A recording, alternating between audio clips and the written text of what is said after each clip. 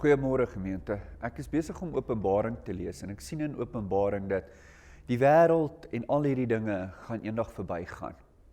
Maar ons is baie keer so gefokus op die goeders wat hierso gebeur en so aan.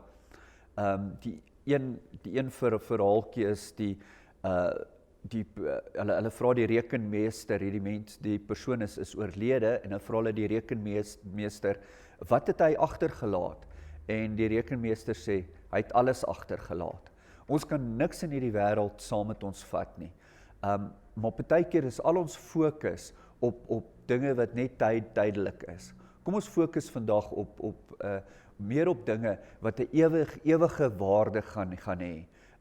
Die enigste ding wat ons eendag kan saamvat hemel toe is 'n vriend.